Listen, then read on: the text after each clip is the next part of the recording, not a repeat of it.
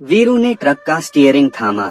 उसके हाथ तपते डामर पर पिघलती रात की तरह कांप रहे थे। हवा में घनी धुंध घुली थी जो दूर के पहाड़ों को धुंधली आकृतियों में बदल रही थी। वीरू एक अनुभवी ड्राइवर था। उसने हजारों किलोमीटर का सफर उठाया था, पर यह रात अलग थी। इस रात उसने एक सुनसान रास्ते को चुना था, एक शॉर्टकट जो समय तो बचाता था मगर अफवाहों से भरा था। लोग इसे भूतिया रास्ता कहते थे। कहानियाँ थीं अचानक दिखने वाले भूतों की, रात में रोने वाली आवाजों की और अकेले गाड़ियों के गायब होने की। वीरू इन कहानियों में विश्वास नहीं रखता था, मगर आज रात अकेले इस सुनसान सड़क पर हवा में एक अलग ही सन्नाटा था। कुछ किलोमीटर आगे चलने पर उसने देखा कि सड़क के किनारे एक आकृति खड़ी है, एक महिला सफेद साड़ी में जिसके बाल हवा में उड़ रहे थे। वीरू ने ट्रक रोका, सोचा शायद उसे लिफ्ट चाहिए, लेकिन जैसे ही गाड़ी रुकी महिला गायब हो गई। वीरू को यकीन नहीं हुआ।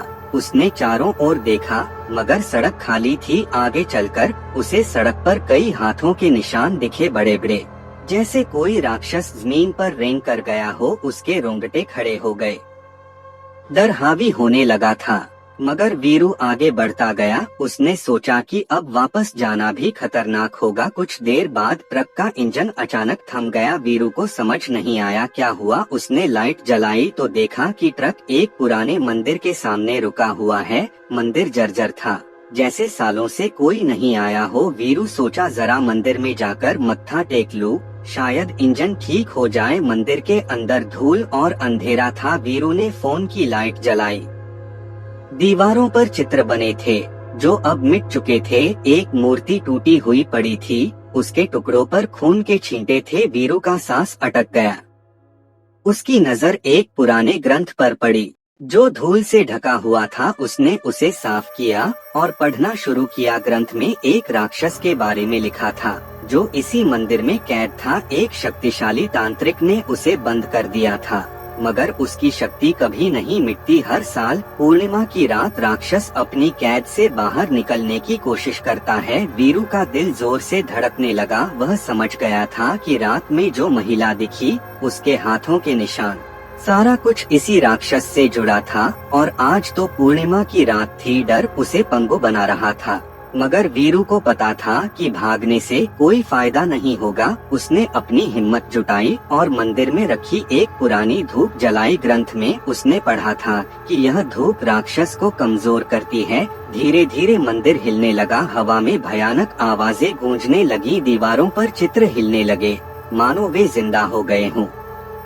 वीरू धूप को हवा में घुमाता रहा। उसकी आंखों में आंसू आ गए थे, मगर वो हार नहीं मानने वाला था। अचानक जमीन फट गई और एक विशाल खौफनाक राक्षस बाहर निकला। उसकी आंखें आग की लपटों की तरह जल रही थीं। उसके दांत नुकीले खंजर जैसे थे और पूरा शरीर पापी काले धुएं से बना हुआ था। राक्षस गर्जना करके वीरू पर झपटा। वीरू ने हार नहीं मानी। उसने धूप को और तेजी से हवा में घुमाया, जिससे पूरा मंदिर धुएं से भर गया। राक्षस दर्द से चीखा। उसकी शक्ति कम होती जा रही थी। वीरू को याद आया ग्रंथ में लिखा था कि राक्षस को उसी शक्ति से वापस कैद किया जा सकता है जिसने उसे कैद किया था। उसने मंदिर की टूटी मूर्ति के सामने घुटने टेके और प्रार्थना की। उसकी आवाज कंपा रही थी, मगर उसके शब्द दृढ़ थे। उसने पूछा कि उसे राक्षस को कैद करने की शक्ति दे। अचानक मंदिर में एक चमकदार रोशनी फैल गई। वीरू ने हवा में अपना हाथ उठाया। जहां धूप जल रही थी, धूप एक शक्तिशाली किरण में बदल गई जो जमीन फाड़ती हुई नीचे चली गई। जमीन से एक और तेज रोशनी निकली जो राक्षस की गर्जना में मिलकर गूंज उठी। दोनों रोशनी आपस में टकराई, मानो दो शक्तियों का युद्ध हो रहा हो। मंदिर कांपने लगा, दीवारों से पत्थर टूटकर गिर रहे थे। आखिरकार वीरू की शक्ति जीत गई। राक्षस की चीख गूंजती हुई जमीन के अंदर वापस चली गई। मंदिर में कंपन रुक गया और शांति छा गई। वीरू नींद पर गिरा। उसका पूरा शरीर थकान से कांप रहा था। धीरे धीरे सूरज निकलने लगा। रात की भयानक घटना धुंध की तरह छंट गई। वीरू ने मंदिर के बाहर कदम रखा। उसका चेहरा पीला था, मगर उसकी आंखों में जीत की चमक थी। उसने इस रात एक भयानक राक्षस का सामना किया था और उसे हराया था। वीरू ने ट्रक को ठीक करवाया और आगे बढ़ गया। उसे पता था कि उसके इस कारनामे की किसी को खबर नहीं होगी, मगर इस कहानी को वह दिल में ही दफन रखेगा।